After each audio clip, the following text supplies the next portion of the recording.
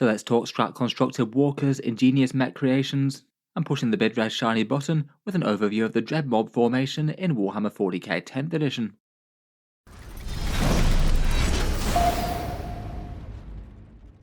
Hello and welcome back to Auspex Tactics, where today we're talking about what is, in my opinion, perhaps the coolest out of the new Ork detachments, the slightly wild shooting and Dakka rules that the Dread Mob can bring. In the video, let's talk briefly about the miniatures, then go through the core rules for the detachment, stratagems, and the enhancements, take a look at the vast majority of the datasheets that could be handy for the detachment, and finish up with a few combos, thoughts, and one army list idea. Loads to talk about, so let's get those piston-driven legs stomping forward and jump right in. First up, let's start with the models. Games Workshop has four main classes of Orky Walkers: Killer Cans, Death Dreads, the Gorka and Morkanaut, and the Stompers. The Dread Mob does go a bit beyond just the core walkers for the army. It's good for Gretchin, Killer Cans, Grot Tanks, and anything that a big mech can join. In general, I feel like they've done pretty well to realise really quite a lot of cunning creations for the mechs. The Walker miniatures themselves, besides the Gorkanaut and Morkanaut, are maybe a little bit older and longer in the tooth, though given that they're Ork scrap creations, and I feel like they were pretty good when they came out, they really do hold up quite well compared with modern miniature standards. I certainly remember the big and hefty metal Killer Cans that they had. As a precursor to those models, I had a couple of those in my army, and I think that the plastic miniatures were quite a nice update. If you wanted to tie them in thematically with a clan, it feels like the Dread Mob pair pretty well with the Death Skulls, well known to be some looting and thieving gits, cobbling together their vehicles from all the bits that they've nicked. As ever, if you were looking to pick up any miniatures for the army, including walkers of all shapes and sizes, then I'd usually recommend going via the discount retailers rather than direct via Games Workshop's web store, as it just costs less for the same amount. If you wanted to support the channel at the same time, I do have a whole bunch of them linked down in the video description below. They typically tend to be around 10 to 20% off Games Workshop's miniatures, so it can be a way to help save a little bit of money if you were buying something anyway, while still supporting the channel. A big thank you to you guys who have been using those links when you pick up new stuff. Back to the rules though, and for the most part the Dread Mob doesn't tend to have had enormously strong rules over the editions of 40k.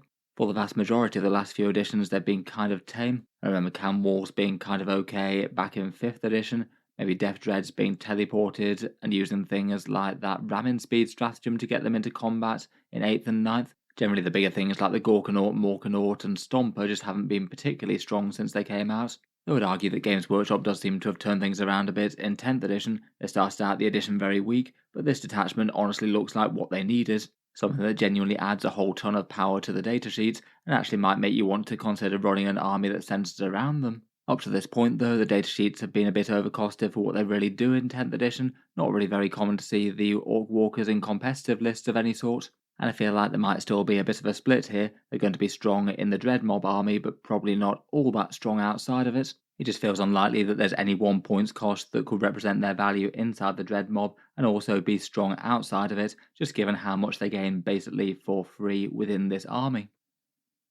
Getting into the Dread Mob rules itself though, this is the core rule, try that button, one that I did think was really quite nice and harks back to the don't press that sort of special rules that Orks have had for looted wagons in the past. No doubt Orky pilots might have a bit of impulse control problems in not trying out the most extreme functions of their walkers and war machines. The rule applies to any unit with the Mek keyword, so that includes infantry units that are led by a Mek, any walker vehicle from the army, and also any Grot's vehicle as well, which is a bit redundant for Killer Cans, but it does apply to things like the Mek Gunz and the Forge World Grot tanks. The main advantage of it is that the Orks vehicles just get more dangerous whenever they shoot or fight. If you go in with the base version of the rule, then you can just literally roll one random d6 and either get sustained hits, lethal hits, or extra AP on critical wounds by 2. Though I do quite like the way that they've done it. You can either embrace the random in true Orky fashion, which is pretty fun. All of those are going to be useful against the majority of targets unless they've got super high AP, though some are going to be far better against some things than others. Lethal hits isn't really all that great for you wounding on a 3 or 2 for example. If it really is super critical that you just get one of these though, then you get to choose one at the price of having your weapon's characteristics become hazardous for the turn. Maybe less of a big deal in melee, given that you'd just be taking one hazardous roll on your vehicle or walker.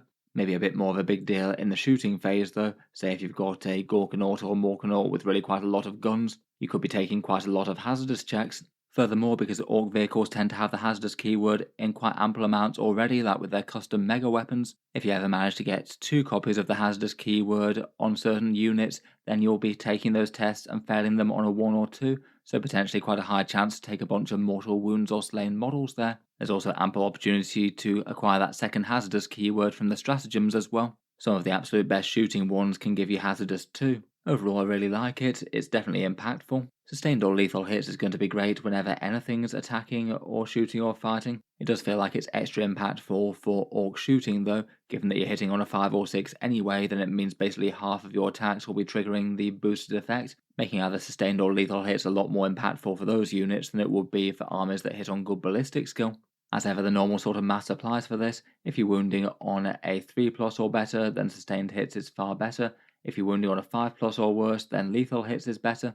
In general, the critical hit AP won't generally be quite as good unless you're fighting against something that's, say, a 2+ saving cover. It's definitely not awful, but in the majority of circumstances, you're going to be better with one of the first two. Finally, on top of all of that, Gretchin gained battle line as well, so you could have really quite a big horde of runts if you wanted. I guess if you want to field some sort of Gretchin Revolution army with like 120 grots on the board, then this is going to be your place to do so. Overall though, a nice fun and effective core rule, feels all very orky and genuinely quite impactful, and actual decisions to make whether or not it's worth rolling those hazardous or just embracing the random. Running through the stratagems for the Dread mob, first up we've got bigger shells for bigger gits. This one's a pretty excellent battle tactic one. You use it at range for one of the units that the Detachment Rule affects, you get a +1 to wound monsters and vehicles, and you've got the option to push it to gain hazardous on your weapons to also get +1 damage. This is just a really powerful stratagem for the right things targeting monsters and vehicles. Could make things like looter Mek Gunz look far more intimidating. Wounding most vehicles on a 4+ with damage 3 weapons is so much better than wounding on a 5 with damage 2. And it also tends to be quite good with anything that does have really high strength weapons and might be wounding vehicles on a 4 or 3, maybe the Stomper being one of the best examples there. For those ones it might compete Daka that we'll get onto. It also looks like the extra damage part of the rule isn't necessarily linked to targeting monsters and vehicles. I feel like there are different ways that you could rule the stratagem, and perhaps it would be helpful for Games Workshop to clarify the intent with that one. I guess in theory land, having a whole bunch of damage 2 shots out of a Gorkanaut targeting some infantry seems kind of fun. Otherwise we've got Clanking Claws, which is a battle tactic. An Orc Walker in the fight phase gets +2 to your strength. If you push it, then they gain hazardous but also +1 damage as well. I'd say that's interesting but maybe not quite a standout. The Death Dreads might not care so much about it given that they're already strength 12. I guess it could be quite nice for the Can Claws of Killer Cans. If the difference between strength 8 and strength 10 makes a difference, then that could be genuinely worth it. They'd be pretty savage between that and the damage 4 plus whatever they get from the Detachment Rule. Next for 1 CP there's Super Fueled Boiler. An Orc Walker in the movement phase rerolls advanced rolls and ranged weapons gain assault. This is the one that you probably want to trigger in the War. Means that your unit can advance and gets an even longer advance on average as well, and doesn't have to pass up the shooting that it gets, which in this attachment could be really quite meaningful, particularly for things like a Morkanaut during the War. Means that you could advance that thing, still get to fire, and still hit on a 4+ potentially. But it could be pretty helpful on other turns as well, if you just needed your shooting vehicles to get line of sight or range on something, and being able to advance and shoot is going to make the difference. Definitely one that will come up, I suspect. Next up, and perhaps the single best stratagem in the detachment I think might be Daka. This one's an Orc Walker or Grot's vehicle one, getting to reroll hit rolls of 1.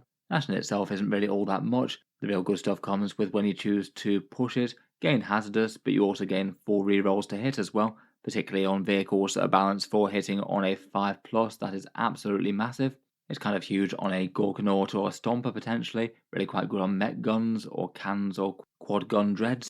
Basically, the bigger the unit that you can use with this one, the better it gets. And again, it's pretty massive with the Detachment Rule. More hits means that more of those are going to be the sustained or lethal hits as well. Really nice stacking bonuses there. I feel like this one might be one of the single most used stratagems in the detachment, really just reliable, extra turning on the damage, and it's a big draw to play in the detachment in itself. Next for 1 CP there's Conniving Runts. It's a reactive move for Gretchin when the enemies move within 9 inches of them. Generally kind of handy to have in 40k, and means that you could have them slinking back from an enemy charge or perhaps moving to an objective. This one also gives you the benefit of enemies taking D3+1 mortal wounds on the roll of a 4+, so occasionally it could be a bit of a surprise out of phase damage, but you can't really rely on that. Could be pretty big I suppose if the enemy moves up to you and they've only got say 2 wounds left. Could be a way to just casually end a big enemy threat on a 4+ if you get lucky.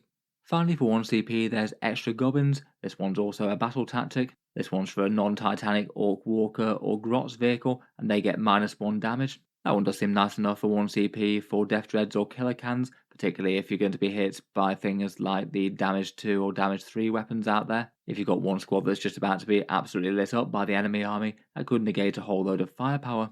Overall for the detachment, I feel like all the stratagems are genuinely usable and fairly strong. Maybe the two absolute standout ones are the two damage dealers in bigger shells for bigger gits and Daka, which can both stack on the same model if you wanted to. Otherwise, -1 damage and advance and shoot are both genuinely great. The melee one and the conniving runts might be pretty good situationally, though I feel like they're probably going to be less reliable auto-use ones and more just when they come up and will be meaningful.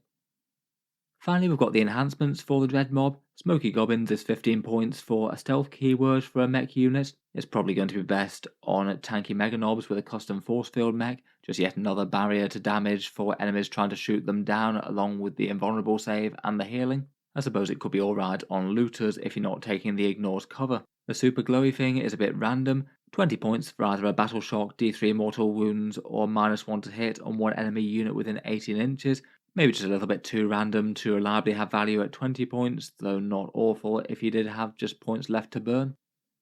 Press it faster is really quite expensive, but might potentially allow you to double stack the boost out of the detachment rule. You get to roll an additional dice, and provided you don't roll 2 copies of the same thing, you'll get 2 copies with that rule. Again, that's a nice enough shooting enhancement, but at 35 points I feel like it's a bit more borderline. Definitely strong, but doesn't feel auto-include at that price tag. And finally, last but not least, we have the Git Finder goggles for 10 points, ignores cover for a Meks unit. For adding value to a shooting unit, this one does feel like it's more bang for your buck versus press it faster. Cover's really big in 10th edition, and a lot of the time you are going to be firing into it. Seems absolutely stand out on looters in particular that are hampered by their AP -1. Could be quite nice in a big mech in a unit of big guns, maybe the custom mega cannons as well. Overall, I'd say they're all usable. Maybe the stealth and the ignores cover are my two favourites out of them. The other two are fine, but you just pay a few more points for the privilege. Overall, I feel like Games Workshop's done well with the detachment though, an interesting core rule, really impactful stratagems, and some usable enhancements. And next I thought it could be good to take a look through the relevant datasheets for the detachment. First up, we've got the Killer Cans, which were 125 points per 3 pre-Codex. Usually I'd say you might not really want any more than 3 of them, but in this detachment you could certainly build out to 6. Having that many rocket launchers or whatever does seem like quite a nice bonus when you're having really quite powerful stratagems to throw around. They feel like they'll probably be one of the best units in the detachment. Their durability is okay with 5 wounds at toughness 6 with a 3+ save. In melee they get their Can Claw, which is strength 8, AP 2 and damage 3. Could get good use both out of lethal hits or sustained hits there. As mentioned, they could be one of the most interesting targets for the +2 strength and the extra damage stratagem in melee. For weapons, the rocket launcher is probably the most interesting for me. D3 shots at strength 9, AP 2 and damage 3 is again a profile that gets on really well with all of the bits of the core rule.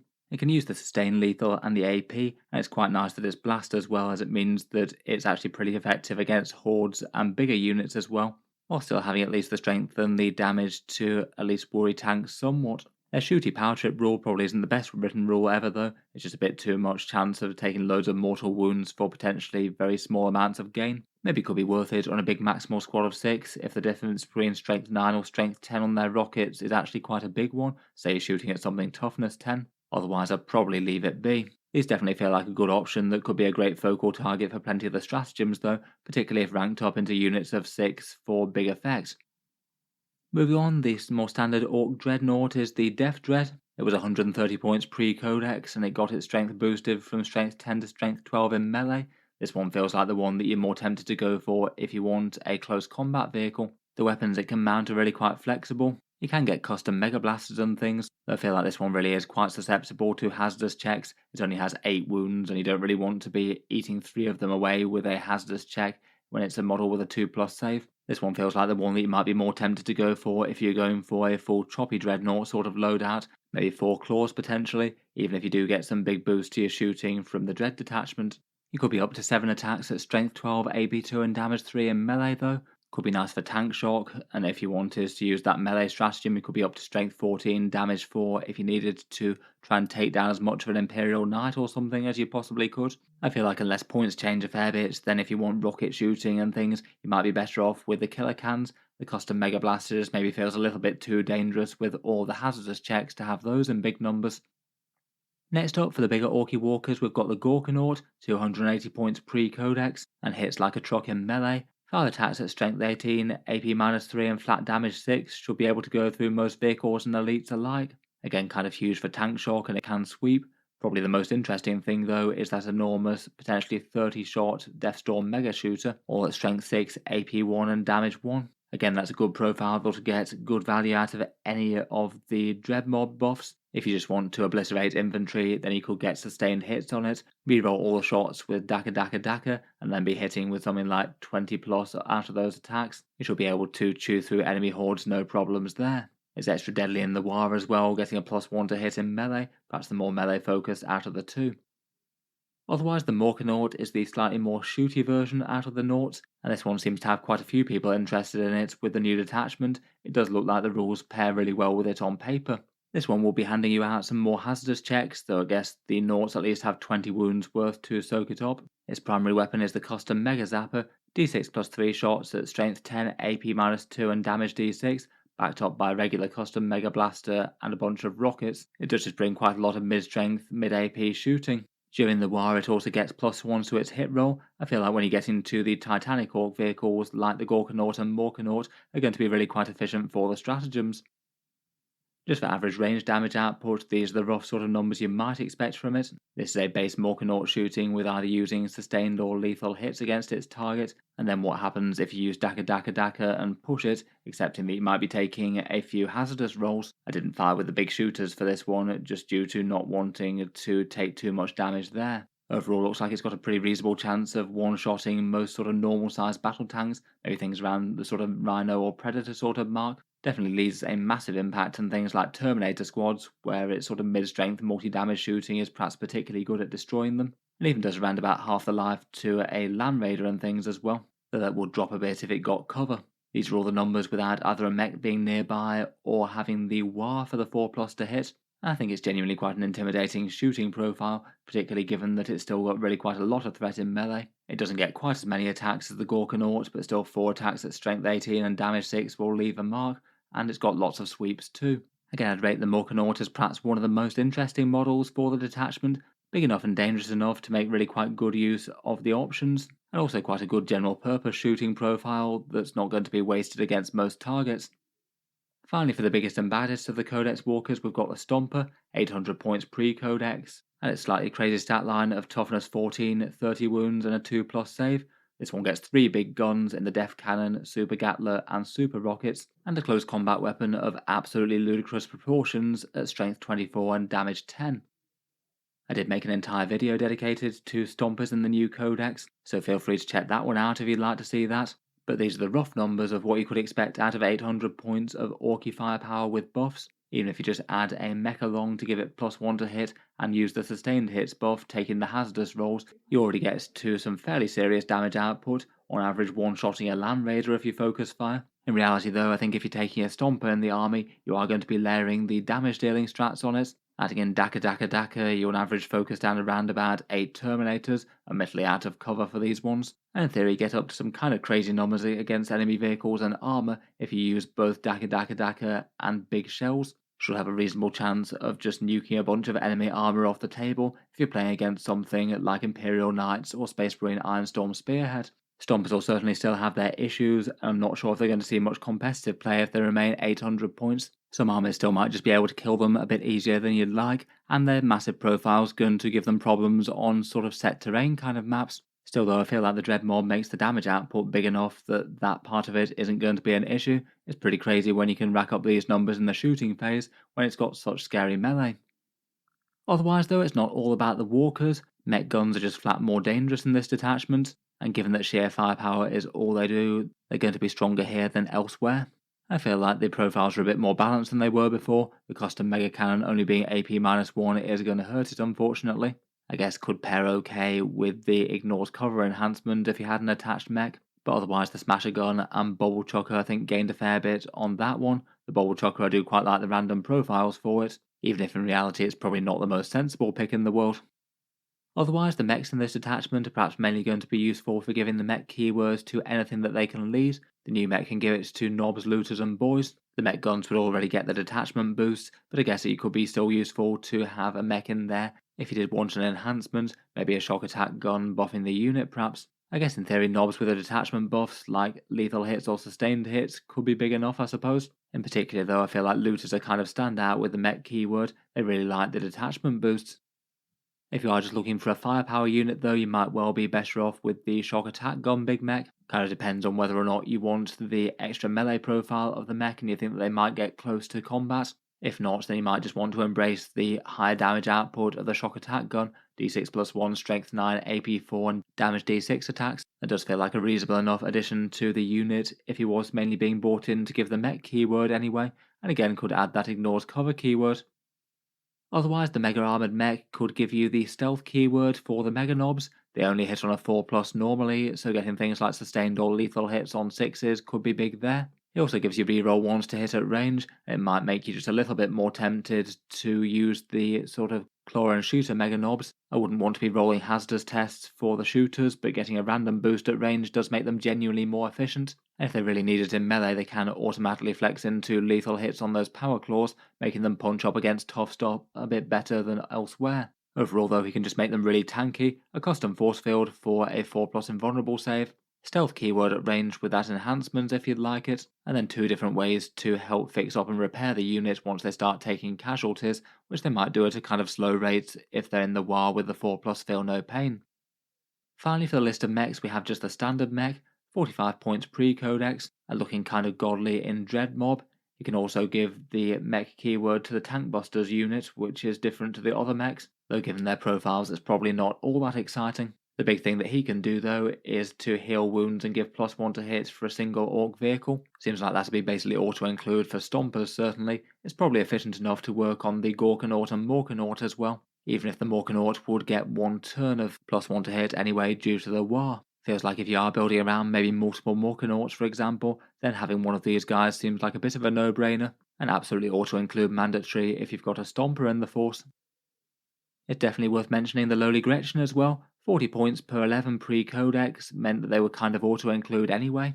That little points for that much objective control and a cheap unit for doing secondaries and things is just all around good, never mind the fact that they generate command points when they're sat on objectives, and that part of the rule might be extra important in Dread Mob, given how powerful the stratagems are. Most alt lists pre-codex were tending to take around about maybe 2 or 3 Gretchin mobs. That seemed to be the sweet spot before people thought it was a bit more diminishing returns, so I'm not sure how much value there would be to taking absolutely crazy amounts of them. Though I do feel like they're rarely going to be the worst idea in the world, even if you just had them trekking towards the midfield and putting loads of objective control on those points, or just generally being dirt cheap screening units that take at least a little bit of focused anti-infantry fire to make go away. Cheap units like this definitely have value all of their own, even if they don't achieve anything with their grot blasters. Finally, for the mech-led datasheets, I feel like the looters maybe deserve a special mention here.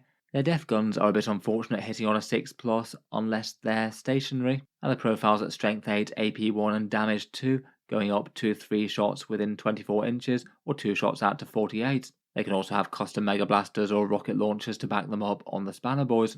That profile can be a bit underwhelming against things, but between all the special rules that you have access to in the detachment, it can really go next level. Ignores cover from a leading mech is perhaps one of the biggest ones really. AP-1 is just so much more effective if you know that it's not just going to get ruined by cover. At least most 2+ save vehicles should be saving on a 3+ at least, keeping it relevant against them, and most 3+ should be saving on a 4. Then you get one of the detachment boosts, either lethal or sustained hits, potentially selected for it if you think it's going to be that important. And if you do manage to target an enemy or an objective, you should be able to get a fair few more of those, given you get to reroll hit rolls with the Datsar loot special rule. Then if you do happen to be targeting something that's just extra nasty and needs a lot of firepower to take down, that bigger shell stratagem seems great. +1 to wound on that mid-strength profile will wound vehicles on a 4+, and damage 3 will mean that you really feel any high damage results that go through, and the same would apply to any rockets or the mech in the unit. They're not going to be super tough to take down unfortunately, given that they just have the profile of a standard boy, but for just 10 points per model it's maybe not the worst still. Overall, I feel like the Dread Mob looks like a really fun detachment. It's going to be interesting having quite so many options with the stratagems plus the core rule and different ways that you can play the units. You'd have to think about whether you're rolling hazardous or whether you're rolling random, and if so, what sort of risk you can afford to take. I feel like a lot of the time it is just going to make sense to embrace the random, except that you might not have absolutely optimal damage output, though either way I'm sure that eventual hazardous rolls will start to do a fair bit of damage to your own army at the same time. You need to make sure that whenever you're rolling hazardous, it is actually going to be worth it to kill more enemy than it does of your own orcs. At first glance, it feels like killer clans might be an absolute staple unit here. Both their range and their melee really loves the detachment damage boost. They're both just general purpose to be a threat against the heaviest targets and also the lightest as well. Out of the rest, the Morkanaut seems really fun, a good focal point for stratagems, with things like Daka Daka Daka and the advance and shoot and maybe charge thing in the war. Gretchin seem utterly auto-include to try and generate some more CP, and the shock attack gun Mek plus 10 Lootas seems like really quite a fun and threatening unit, particularly with Ignore's cover. Their 4 rerolls plus the option to turn lethal hits on seems nice, could keep them a lot more relevant than they were before against tougher stuff. Finally, here's just one idea for a 2000 point army list, generally trying to go down the themes of the detachment, and just being an example of what a dread mob could look like in a somewhat balanced army list. There's 3 mechs here to lead the force, one big mech in mega armor with the stealth enhancements to lead a bunch of mega knobs charging out of a truck, one big mech with the shock attack gun with the ignores cover to join a big mob of looters, and one regular mech for the +1 to hit. He'll be running with the Morkanaut. Beyond that, I've gone heavy on the Gretchin with 4 units of 11 of them to get those objectives done and do a bit of screening and rustle up some CP. The Mega Knobs are taking the Claw and Shooters to perhaps better use the detachment rules in both phases. There's a couple of units of Storm Boys to jump around and do secondary objectives. A battle line of 2 sets of Killer Cans, 1 unit of 6 that could be a good focus for stratagems, and another smaller unit of 3 of them. A single Death Dread as a big countercharge unit with 4 melee weapons, could be pretty fast and hit extra hard in the war. The Morkanaut as a centerpiece and to be able to lay down some serious firepower with combined stratagems as and when needed. And finally I have chosen to go fairly heavy on the Mek Gunz for this one. 3 sets of 2 of them here, and I've chosen to give them the Smasher Guns, though I feel like the others are kind of usable as well. Having gained the additional shot, I feel like the Smasher Guns now are genuinely quite good at the anti-elite infantry kind of role. The AP keeps them relevant against most things, and they could be really good users of the lethal hits option if they need to punch up against tougher things. They hopefully could put just a tiny bit more weight on home field objectives and just chip away gradually at any enemies that take themselves to the front line, being extra good at taking down elites or things with high saves versus a few of the other guns in the detachment. In any case, it'll be interesting to see how things shake out when the full Orc points are revealed. I look forward to see what people make use of in competitive games. Hopefully we'll see some dread mobs having some tournament success in the future. I feel like the core rules for the detachment really are pretty powerful and scary. Hopefully they can overcome the datasheets maybe being a little bit weak if they're unsupported. It's really nice just to have some genuinely interesting rules for Stompy Orc Walkers though. In any case, look forward to hearing your thoughts on the dread mob down in the comments below. What units and combos would you be most tempted to run with these? Look forward to hearing your thoughts and ideas. If you were looking to pick up any Orky miniatures for your army as well, feel free to check out those links down in the video description. They do save you a bit of money versus Games Workshop, as well as help support Auspex tactics and keep videos like this coming. Feel free to subscribe if you'd like to see more like this. I'm sure we'll have a bit more for the Orcs over the next few days. Looking forward to doing a few more unit reviews and an army tier list when we get the full points out.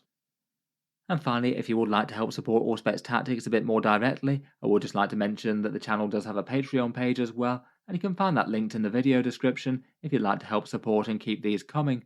Channel patrons do get a fair few advantages, seeing certain videos early, regular votes to see what sort of things come next on the channel, and automatic entry into the regular prize giveaways with a chance to win some big model kits each month. If any of that sounds good to you or you'd just like to help support, the link is down in the video description. In any case, a massive thank you for listening, and I'll hope to see you guys next time.